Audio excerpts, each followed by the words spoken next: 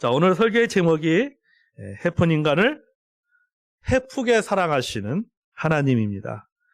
우리말에 해프다는 말은요, 부정적 뉘앙스가 강한 단어입니다. 해프다. 저 사람 참 해픈 사람이야. 할 때 그 말의 의미는 굉장히 부정적이죠. 긍정적인 말은 아니죠. 그 사람을 굉장히 나쁘게 표현할 때 우리는 참 해픈 사람이다 라는 표현을 씁니다. 이 해프다는 말의 뜻은 말이나 행동을 아끼는 데가 없이 마구하다는 뜻이에요. 그러니까 말을 마구 한다든지 행동을 마구 하는다는 뜻을 가진 것이 바로 해프다라는 뜻입니다. 다르게 표현하면은 낭비하다라고 말할 수도 있어요. 그러니까 해프다라고 하는 것은 낭비하다와 같은 의미입니다. 어쨌든 이 부정적인 의미가 아주 굉장히 강한 단어가 바로 해프다라고 하는 단어입니다.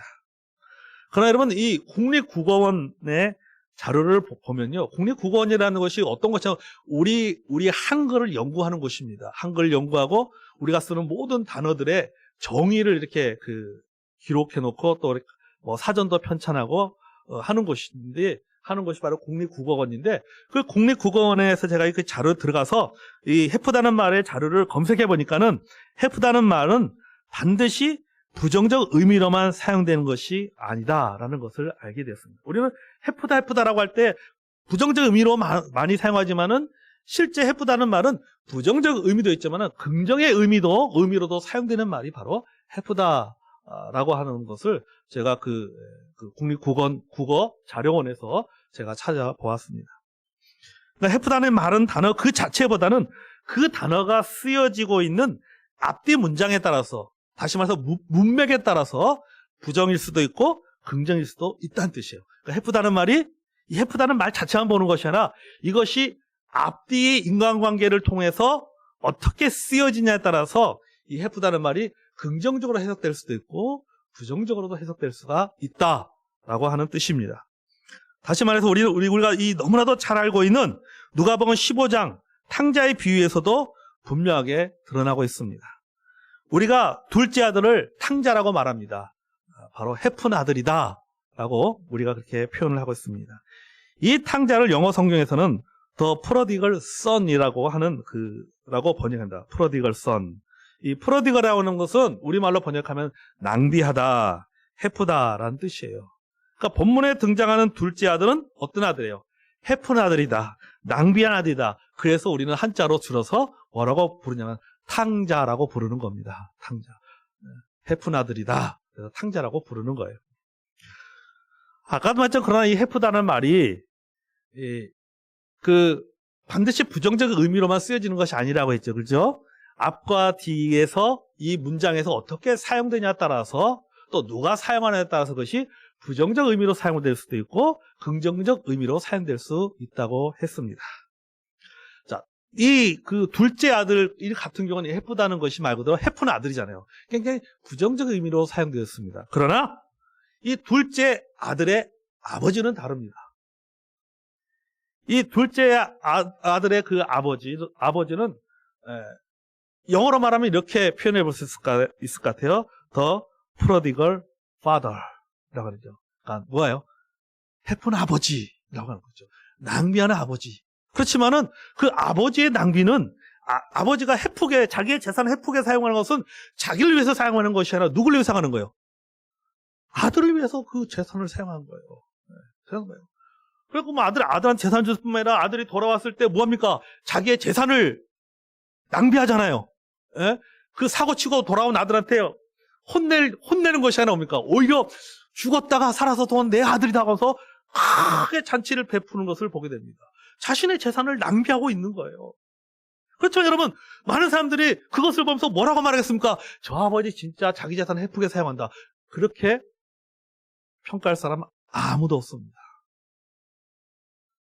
아버지의 모습을 통해서 그 아버지가 그 자기 자녀에게, 둘째 아들에게 재산을 낭비하고 그런 탕자처럼 그 아들이 돌아왔을 때 그 아들을 위해서 자신의 재산을 낭비하는 그 아버지의 모습을 통해서 사람들은 뭘 느끼는 거예요? 아버지의 사랑을 느끼는 것이죠. 해프다라고 말하지 않습니다. 그것을 부정적으로 사용하지 않습니다. 아낌없이 거저 베푼다라고 아마 그렇게 평가할 것입니다. 왜냐하면 그것은 자신을 위해서가 아니라 아들을 위해서 해프게 사용했기 때문인 것이죠. 그래서 그 아버지 해품은 사랑에서 나온 해품이다라고 말할 수가 있습니다. 여러분, 우리를 향한 하나님의 사랑도 마찬가지예요. 아멘? 하나님의 사랑은 참 해퍼요. 진짜 하나님의 사랑은 해프입니다. 그래서 우리를 향한 하나님의 사랑, 해픈 사랑을 우리는 다른 말로 두 글자로 뭐라고 말하고 합니까? 은혜다라고 말하는 거예요. 은혜다. 우리에서 아낌없이 베푸는 것. 은혜다라고 말하는 것이고, 아가페다라고 말하는 것이고, 구약적으로 표현하면은 지난주 우리 주일날 말씀하셨잖아요. 헤세드다라고 말하는 거예요. 헤세드다. 자, 우리 본문 한번 들어가 보겠습니다. 자, 오늘 본문의 비유의 배경도 우리 앞에 두 가지의 비유, 15장에 지금 둘째 아들이 탕자의 비유 앞에 두 가지 비유를 우리가 나눴죠. 첫 번째 비유가 뭐예요? 잃어버린 양의 비유. 두 번째 뭐예요? 잃어버린 그 드라크마, 한 개의 드라크마의 비유도 마찬가지입니다. 본문의 배경은 똑같은 거예요. 무슨 배경입니까? 누가복음 15장 1절과 2절을 배경으로 하고 있습니다. 세리와 죄인들이 하나씩 회개하고 하나님께 돌아오는 것이 얼마나 소중하고 기쁜 일인지에서 강조하기 위한 말씀으로 예수님께서 지금 이 비유를 또 두고 계시는 거예요. 그게 얼마나 중요한지면은 한 가지 주제를 가지고 다른 소재의 비유를 세 가지로 지금 들고 있는 거예요. 그래서 첫 번째 비유가 뭐예요? 잃어버린 양의 비유. 그 다음에 잃은 드라크마의 비유. 두 개만 해도 되는데 더 나간 거예요. 이제는 뭐 합니까? 구체적으로 지금까지는 어떻게 보면 좀 사물과 어떤 그런 그렇게 크게 공감하기 쉽지 않은 어떤 그런 비유라면 지금은 진짜 공감할 수 있는, 같은 사람으로서 공부할 수 있는 사람에 대한 이야기를 통해서 다시금 죄인이 이 세리들이 하나님 앞에 돌아오는 것이 이것이 얼마나 큰 일인가를 예수님께서 말씀하고 있는 것입니다. 자, 본문 속으로 들어가 보겠습니다. 11절과 12절. 우리 같이 한번 읽겠습니다. 시작.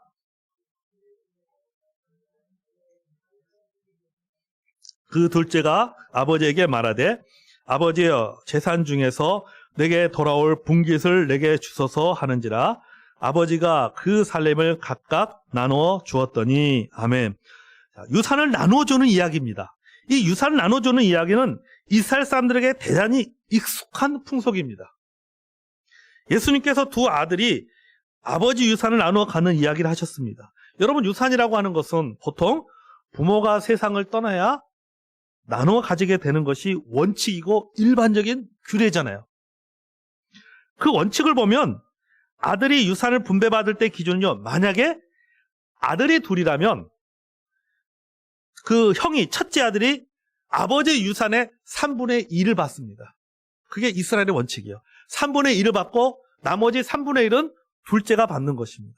그러니까 둘째 아들은 그 자기 형이 받은 것에서 반을 받는 것이죠.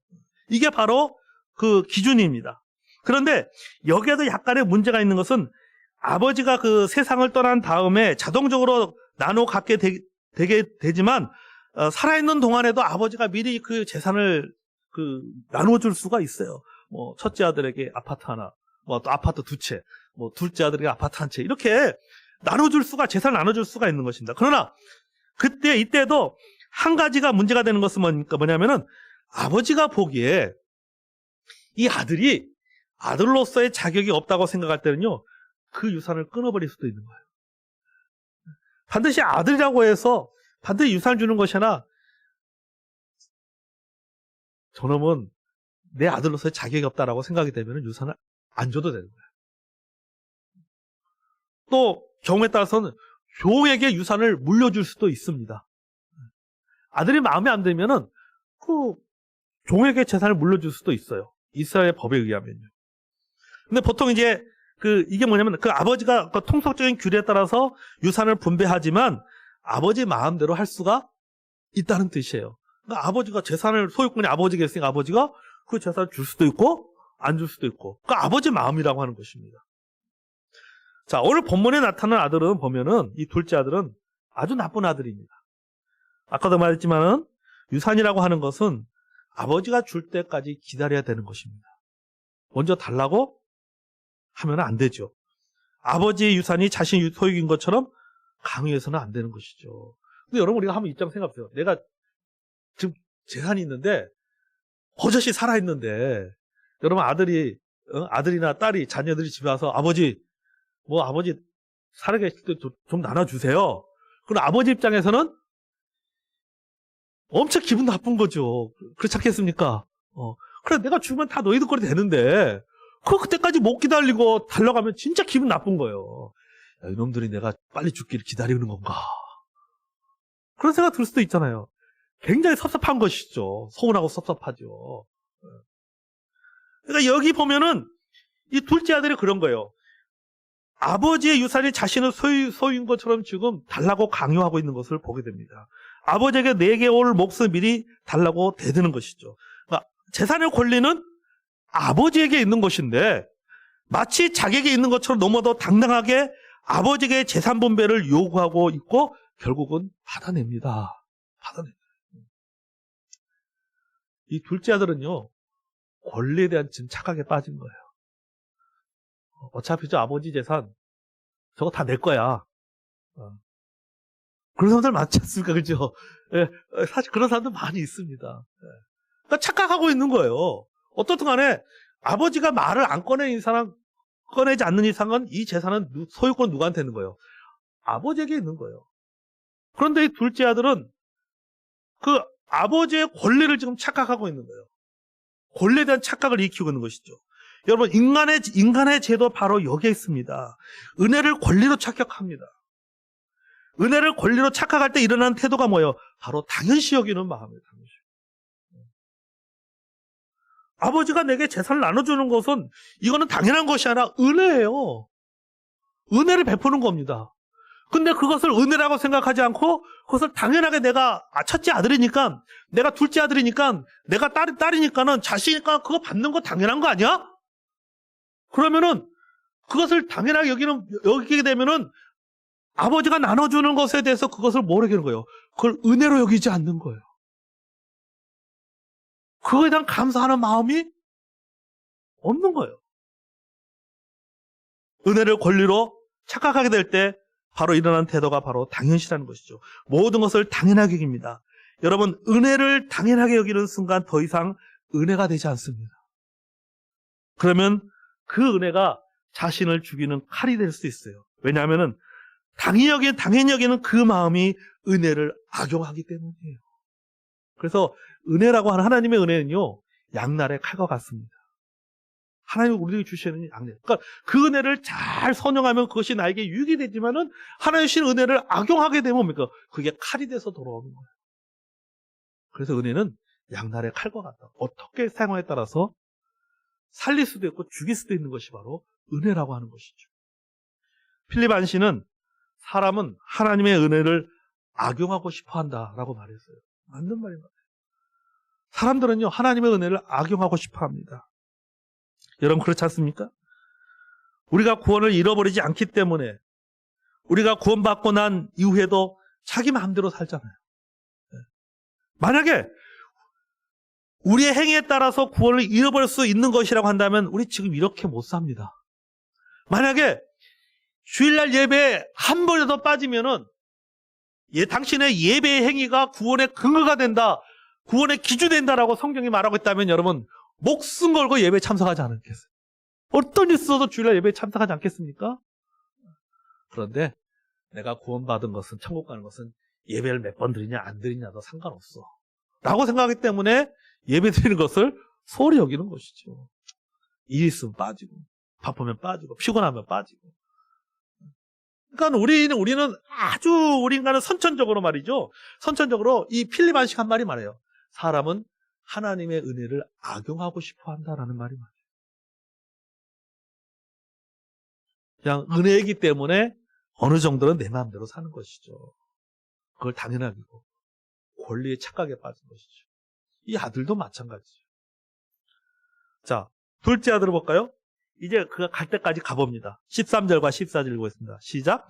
그 후에 며칠이 안 되어 둘째 아들이 재물을 다 모아가지고 먼 나라에 가 거기서 허랑방탕하여 그 재산을 낭비하더니 다 없앤 후 그 나라에 크게 흉년이 들어 그가 비로소 궁핍한지라. 아멘. 재산을 받은 지 며칠이 못 되어 재산을 다 모아서는 먼 나라로 떠나버렸습니다. 아들은 아버지의 간섭이 싫었습니다. 따라서 간섭이 싫다 보니까 가까이 있는 것도 싫었습니다. 재산은 좋은데 아버지는 싫은 거죠. 더군다나 아버지의 간섭을 더욱 싫어합니다. 여러분, 부모의 간섭이라고 하는 것은 일종의 사랑의 증거죠. 여러분, 생각해보면 이 세상에서 무가신처럼 무서운 증오는 없습니다. 그런데 아들은 아버지의 간섭이 싫어서 먼 나라로 가버렸습니다. 사랑을 사랑으로 받지 못하면 그것을 간섭으로 받습니다. 그걸 간섭으로 생각하게 되는 것이죠. 거기에 문제가 있습니다. 아버지의 가까이에서 아버지의 음성을 듣는 것이 사랑이지만 그는 아버지로부터 멀리 떨어져 있는 곳에서 돈을 가지고 마음대로 한번 살아보겠다는 것이죠. 아버지는 싫고 재산과 향락만 추구합니다. 이 때문에 그는 멀리 떠나버렸습니다. 여러분, 이것이 바로 불신앙이에요. 그러니까 이 둘째 아들은 자유와 방종을 구분하지 못하는 아들이었습니다. 이것을 자유라고 생각하고 싶어도 이건 자유가 아니라 방종인 거예요. 아들이 아버지의 그 사랑의 권한 아래, 아버지의 간섭 아래, 아버지의 주권 아래 안에서 사는 것이 얼마나 큰 행복이라는 것을 모르는 사람이에요. 둘째 아들은요. 그렇기 때문에 이 영역을 떠나서 방종하는 것입니다. 그러나 여러분, 방종하는 그 순간 그는 방종의 종이 됩니다. 방탕의 종이 됩니다. 그러다가 마침내는 정말 현실적인 종이 되고 마는 거죠. 오늘 본문에서 우리도 그것을 볼 수 있죠. 이 본문에 의한 뭐랄까? 다 없앤 후라고 말하거든요. 다 없앤 후. 재산을 자신 위해서 헤프게 사용했습니다. 결국 재산을 다 없앤 후에 별 수 없이 뭐가 됐어요? 남의 종이 되고 말았어요. 남의 종이 되고. 현실적으로 종이 되고 마는 거예요. 방탕하다 보니까 결국은 현실적으로 다른 사람의 종이 되고 말았습니다. 15절과 16절 읽어보겠습니다. 시작. 가서 그 나라 백성 중 한 사람에게 붙여 사니 그가 그를 들러 보내어 돼지를 치게 했는데 그가 돼지 먹는 쥐염 열매로 배를 채우고자 하되 주는 자가 없는지라. 아멘. 자, 그래도 죽지 않기 위해서 먹고 살기 위해서 남의 집에서 일꾼이 되어서 일을 합니다. 그것도 돼지에게 음식을 주거나 돼지의 똥을 치우는 그런 일을 했습니다. 여러분, 이스라엘 사람들은 돼지 치는 일을 하지 않습니다. 돼지를 기르지도 않고 먹지도 않습니다. 이스라엘 사람들은요. 근데 아들은 이스라엘 사람이잖아요. 이 아들이 이스라엘 사람은 도저히 할 수 없는 일을 지금 하고 있는 것이죠. 이건 뭐냐면은 이제는 자기의 어떤 민족적인 권위나 관습도 포기했다는 말이에요. 곧 이스라엘 사람으로 살지 못했다는 겁니다. 내가 지금 못 먹어서 죽을 판인데 뭐니 내가 이스라엘 민족이라는 게 내가 선민이라고 하는 것이 내가 이스라엘의 민족이라는 것이 율법이라고 하는 것이 법이라고 하는 것이 그게 나한테 무슨 그게 밥을 줘? 국을 줘? 잠자리를 제공해. 그에게는 신앙이 중요한 게 아니에요. 그에게는 자기가 이스라엘 백성이라고 하나님의 백성이라고 하는 그 자존심이 중요한 게 아니에요 지금. 그러니까 뭐예요? 이렇게까지 돼버린 거예요 지금 둘째 아들이. 이렇게까지. 완전 밑바닥이 돼버린 거죠. 방탕하여서 가난하고 병들어 굶을 지경이 놓이자 자랑스러웠던 이스라엘 선민권마저도 포기했다는 말이에요. 더는 이스라엘 사람도 아닙니다. 물론 부잣집 아들도 아닙니다. 완전히 버려진 신분, 버려진 인격이 되어서 이스라엘 사람으로서 할 수 없는 일을 그는 하는 인생, 이 밑바닥 인생으로 전락하고 만 것이죠. 더욱 비참한 것은 흉년이 너무 크게 들어서 돼지를 치면서도 사람이 먹는 양식을 얻어먹지 못하고 뭘 먹어요? 돼지가 먹는 음식을 먹으면서 살아야 된다라고 하는 것이죠. 그것마저도 주는 자가 없습니다. 바닥까지 떨어진 인생이 되고 말았습니다. 여러분, 하나님을 떠난 사람들은 이렇게 살 수가 있어요. 바닥 인생을 살 수 있어요. 그때는 신앙이고 뭐고 없는 거예요. 우리 가끔 보면 이런 분들 만납니다. 아, 나도 옛날에 교회에서 내가 학생부 회장도 했어. 내가 청년부 회장도 했어.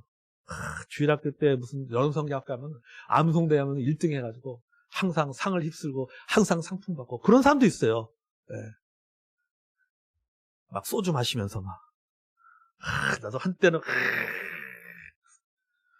어떤 사람이 둘째 아들.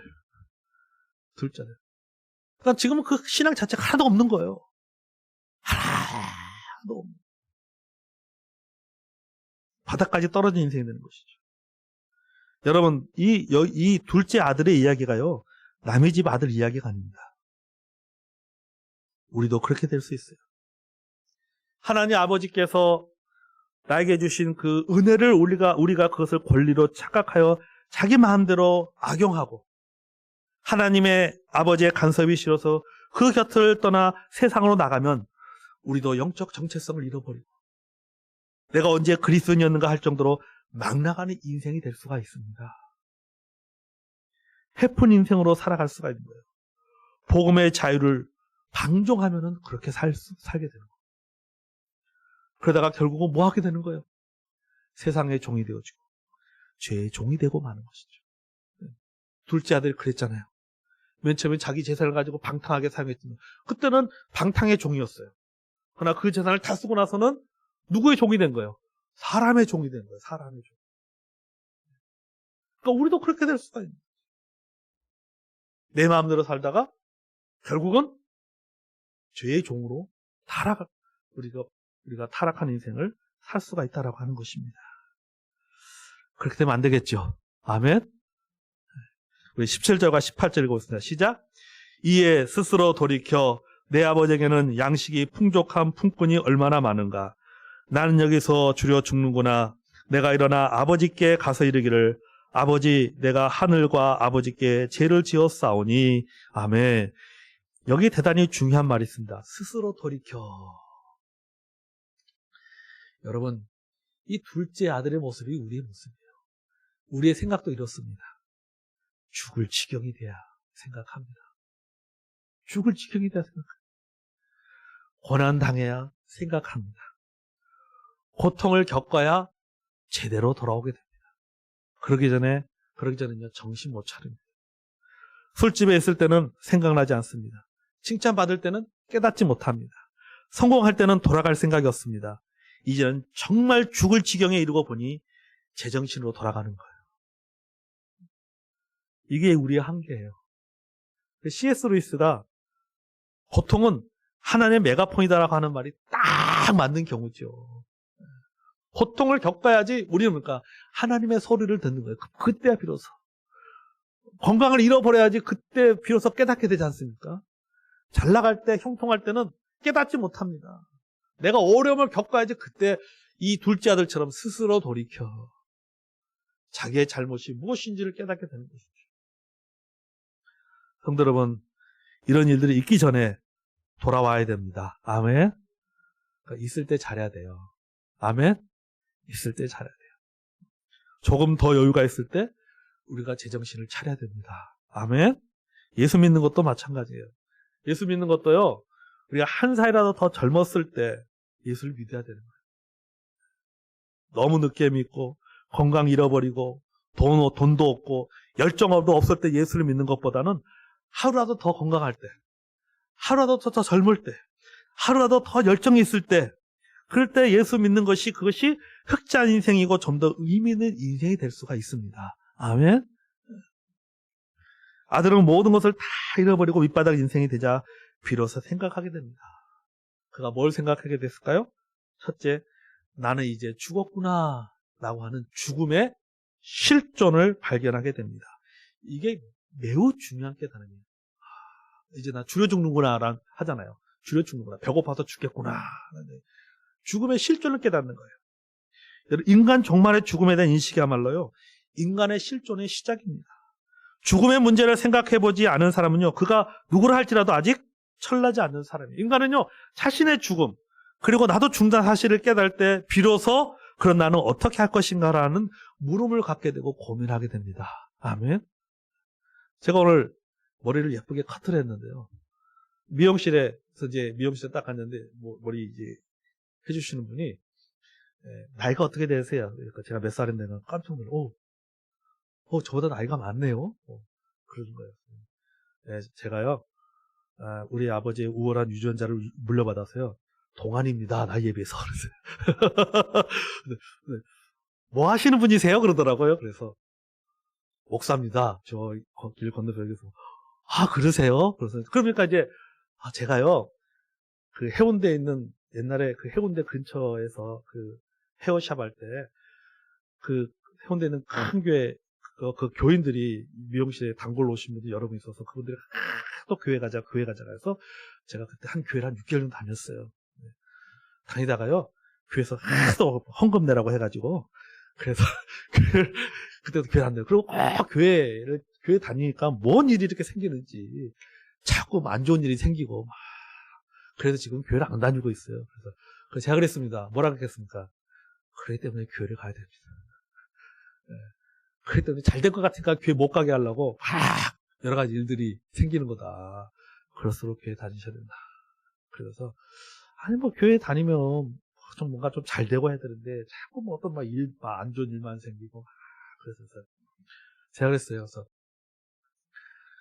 그런 마음으로 교회 다니면요, 교회 오래 못 다닙니다. 그랬어요. 진짜 내가 신앙인이 되고 싶으면, 진짜 내가 그 예수 믿는 맛을 느끼고 싶으면요, 뭘 생각해야 되냐면요, 죽음을 생각하세요. 그랬어요. 죽음 생각을 하세요. 죽고 난 다음에 진짜 죽음으로만 끝날 것인가? 아니면 죽음 위에 뭔가가 있을까? 죽음에 대해서 한번 생각해 보시라고 그런 얘기 했었어요. 죽는 거 들어오시죠? 그랬더니 예, 두렵지요. 그러더라고요. 그래요. 왜 들어온지 아세요? 한 번도 경험해보지 못했기 때문에. 한 번도 경험을 못했기 때문에 죽음이 들어온 거고, 그 다음에 또 왜 죽음에 들어오냐면요, 혹시나 죽고 난 다음에 지옥이 있을까? 사후 세계에 대한 두려움. 그것 때문에 사람들이 죽음에 대한 공포를 느끼는 것이다. 그렇죠. 그랬더니 저한테는 죽고 나면 지옥이 있나요? 당연히 지옥이 있죠. 당연히 지옥이 있죠. 만약에 죽고 난 다음에 아무것도 없다면요, 생각해보세요. 죽는 게 제일 좋습니다. 예. 만나고 싶지 않은 인간들 만날 필요도 없고, 이 세상 살면서 고통당할 필요, 죽으면 TV 딱 끊어지듯이, 예? 딱 끊어지면, 죽으면 아무것도 없다고 하면 죽는 게 가장 편하지 않겠어요? 예. 죽는 것처럼 좋은 게 없다고. 근데 왜 사람들이 죽음을 두려워하느냐? 왜 죽음에 대한 공포를 가느냐면, 죽음 이후에 사후 세계에 대한 것에 대한 두려움이 있기 때문에 사람들이 죽음에 대한 공포를 갖는 것이란 말이지. 예수 믿으면요, 그 죽음에 대한 공포가 사라집니다. 그랬어요. 요 길 건너에 에리카 회원가요? 여기. 네, 여기 길 건너 편의점 옆에. 네, 거기서 했었는데, 그래서 예수 믿으셔야 됩니다. 믿습니다. 교회 나이 부담스러우면요, 제가 이름 써줬어요. 제 이름 유튜브에 제 이름 검색하면요, 설교 쭉 나오니까요, 좀 들어가서 보세요. 그랬어요. 들어가서 드렸어요. 그러니까 여러분, 우리가 이 둘째 아들도 그 고통을 통해서 깨닫는 게 뭐예요? 죽음에 대한 실존이에요. 죽음의 문제에 대해서 생각해야 돼요. 막 자기 마음대로 먹고 쓰고 돌아다닐 때는 죽음에 생각하지 않았을 거란 말이죠. 그죠? 이제 진짜 배고픔이라는 문제가 내 앞에 내 앞에 당장 현실이 되다 보니까는 뭘 생각하는 거예요? 죽음을 생각하게 되는 거예요. 죽음을. 둘째는요, 아버지를 생각하며 아버지를 그리워하게 됩니다. 그때가 좋았는데. 아버지 집에 둘째 아들로 있을 때가 좋았는데. 그 과거를 회상하게 되는 거죠. 그때가 참 좋았는데. 우리 가운데 여러분 이런 분들이 있어요. 그죠? 신앙생활 떠났다가 주님 떠나서 여러 가지 어려움을 겪게 되면 어떻습니까? 생각하게 되는 거죠. 그래도 그때가 내가 교회 다닐 때가 예수님 때가 참 좋았던 것 같다. 교회 다닐 때는 교회에서 세상만 기웃거려 세상이 더 좋아 보였는데 막상 세상에 나가보니까 그거 별거 아니구나. 그래도 믿음의 공동체가 참 좋구나. 공동체를 그리워하고 신앙을 그리워하는 거예요. 둘째 아들도 마찬가지고 우리도 마찬가지. 셋째는 아버지만 생각하는 것이 아니라 하나님을 생각하게 됩니다. 본문에서 하늘이라는 표현이 나와요. 이 하늘은 이스라엘 사람들이 하나님을 너무 조심스러워하고 두려워한 나머지 사용하는 하나님에 대한 대명사입니다. 그러니까 하나님을 하나님이라고 너무 우리는 거룩하신 하나님을 하나님이라고 부를 수가 없어요. 그러니까 하나님을 의미하는 다른 단어들을 사용했어요. 그게 뭐냐? 하늘이라고 하는 단어를 쓴 거예요. 그러니까 내가 아버지와 하나님 앞에 죄를 지었다고 표현하지 않고 내가 아버지와 하늘에 죄를 지었다라고 하는 거예요. 그래서 그 하늘은 무엇을 말하면 이 공중에 우리가 눈에 보이는 그 하늘을 말하는 것이 아니라 누굴 말하냐? 하나님을 말하는 거예요. 하나님. 내가 하나님께 죄를 지었다라고 하는 것이죠. 하늘과 아버지께 죄를 지었다고 하면서 하나님을 생각합니다. 여기에서 죽음을 생각하고 아버지를 생각하고 그리고 하나님을 생각합니다. 마지막 네 번째로는 자기를 생각합니다. 이후로 나는 집에 돌아가더라도 아들이라고 할 수 없다는 것이죠. 이는 스스로가 완전히 자격 상실이라는 것을 그는 깨닫게 된 것이죠. 그 전에는 뭘 알았어요? 자기의 권리를 주장했어요. 나는 아버지의 아들로서 자격이 있다라고 생각했지만 지금은 달라진 겁니다. 뭘 생각해요? 나는 아버지의 아들로서의 자격이 없는 사람이다. 그 전에는 둘째 아들로서 때는 자기가 의인이라고 생각했는데 의인으로서 자격이 있다고 생각해 지금은 뭐라는 거예요? 내가 뭐다? 죄인이다. 죄인이다라고 생각하는 거죠. 자기 스스로가 그렇게 생각하는 것이죠. 19절 볼까요? 자, 19절 읽습니다. 시작. 지금부터는 아버지의 아들이라 일컬음을 감당하지 못하겠나이다. 나를 품꾼의 하나로 보소서 하리라 하고 지난 날을 돌아보면 아버지께 재산을 달라면서 조를 때는 당당한 자격이 있다고 생각했습니다. 나는 둘째 아들이니까 나의 몫을 받는 것이 권리라고 생각했습니다. 그러나 지금에 와서는 나는 자격도 권리도 없는 사람이다. 내가 설령 집으로 돌아간다 할지라도 제가 아들입니다라고 말할 수 없다는 거예요. 그러니 내가 아버지 집에 어느 한 구석에 무슨 일을 해도 좋으니 그저 품꾼의 하나로서 종의 하나로서 남은 생을 살게 해달라는 것입니다. 아들 노릇 못해도 좋으니 아버지 집에서 살고 싶다는 이야기죠. 여러분, 회개가 무엇입니까? 회개라고 하는 것은요, 나는 죄인입니다. 나는 자격이 없습니다. 그러나 아버지 집에 살고 싶습니다. 이게 바로 회개예요. 이게 바로 회개예요. 내가 회개라고 우리 단어 그 의미는 돌아선다는 의미입니다. 돌아서기 위해서는 뭐가 필요한 거예요? 내가 잘못한 것을 알아야지 돌아서지. 내가 잘못한 것을 알지도 못하면 어떻게 돌아설 수가 있겠어요? 그러니까 이 둘째 아들은 자기의 잘못이 뭔지를 알게 된 것이죠. 나는 죄인이고 자격이 없는 사람이다. 라고 자기 잘못을 깨닫고 돌아서서 아버지 집으로 돌아간 것입니다. 여러분, 저는 이 돌아오는 아들의 모습에 박수를 보내고 싶습니다. 극한 그런 상황에서 다른 생각을 할 수도 있습니다. 어쩌면 내가 아버지 앞에 가서 볼 낯이 없기 때문에 내가 스스로 목숨을 끊을 수도 있어요. 만약에 이렇게 한다 이런 행동은 반항이죠. 하나님께 대한 반항이고 부모에 대한 반항이고 자기 자신에 대한 살인행위입니다. 용납될 수 없는 행위인 것이죠. 그것은 불신앙의 소치인 것이죠. 그런 의미에서 이 아들은 죽지 않고 돌아갔다는 것은 굉장한 용기고 대단한 결단인 거예요. 여러분 보세요. 돌아갔을 때 그 형이 자기를 어떻게 쳐다보겠어요? 에? 그 집에 일하는 사람들이 자기를 어떻게 쳐다보겠습니까? 저거 봐. 내 저럴 줄 알았어. 그렇지 않겠어요? 내가 아버지한테 저 재산, 자기 주인한테 재산 달라고 할 때부터, 아버지한테 재산 달라고 할 때부터 내가 알아봤어. 내가 저럴 줄 알았다니까? 그러니까 그 모든 비난을 감수하면서까지 뭡니까? 그가 돌아간 거예요, 집으로. 그것도 아들로 돌아간 게 아니라 뭐가 되겠다고 돌아간 거예요?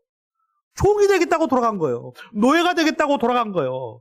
전에는 자기가 그 노예들을 부렸는데 이제는 자기가 그 노예가 되는 거죠. 노예 막내가 되는 겁니다. 그러니까 돌아간다는 것은 대단한 용기가 필요한 거예요. 여러분, 회개하는데도 용기가 필요합니다. 네.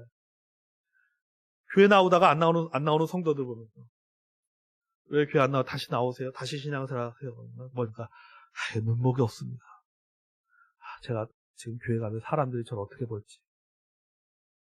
그런 생각을 참 많이 갖거든요, 사실은.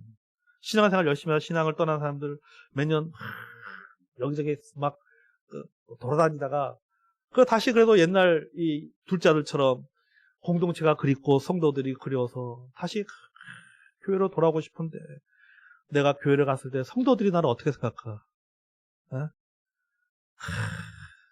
말은 안 하지만 그 눈초리, 그 분위기에서 느끼는 거, 저 도저히 견딜 자신 없습니다.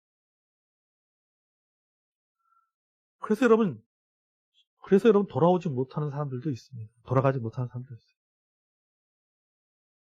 그래서 떠나는 사람도 있습니다. 그럼 다른 교회 가면 되는데 차마 다른 교회는 또 못 가는 거죠. 그러니까 둘째 아들이 그래서 신앙을 돌아가는 것도 회개하는 것도 뭐가 필요하다는 거예요? 용기가 필요한 거예요. 용기가. 돌아가는 것도 용기가 필요한 거예요. 이 둘째 아들은요, 그래서 박수를 보내고 싶은 거예요. 그래서 용기를 내서 돌아왔단 말이죠. 여러분, 아니, 죽을 지경이 처했는데 무슨 체면이 필요합니까? 회개하는 자에게는요, 체면이라는 건 있을 수가 없어요. 회개하는데 회개에 있어서 여러분 무슨 자격이 있다 없다가 문제가 되지 않는 거예요. 여러분 회개하는 자에게 무슨 회개하게 하겠다는데 무슨 그에게 자격이 필요합니까? 당신은 회개할 자격이 없어. 이걸 누가 말해요? 회개는요 자격의 문제가 아니에요. 그저 그대로 손들고 자기의 잘못을 인정하고 돌아오면 되는 거죠. 여러분 회개하고 돌아오는 자에게 주님께서 너는 회개할 자격이 없어, 너는 돌아올 자격이 없어 이렇게 말하지 않습니까? 품어주나요? 예수님께서 예수님을 배신하고 예수님을 저주하고 예수님을 부인했던 베드로를 어떻게 했습니까? 품어주셨단 말이죠. 다 자기 살 길 찾아서 도망갔던 그 제자들을 부활하신 주님께서 그들을 다 품으셨잖아요. 다 품으셨잖아요. 그거 뭘 말해요? 회개는요, 자격이 없다는 거예요. 돌아오는 자는 받아줘야 돼요. 우리 교회도 마찬가지. 돌아오는 자들은요, 받아줘야 돼요. 받아줘야 돼요. 그게 바로 은혜고, 그게 바로 사랑이죠.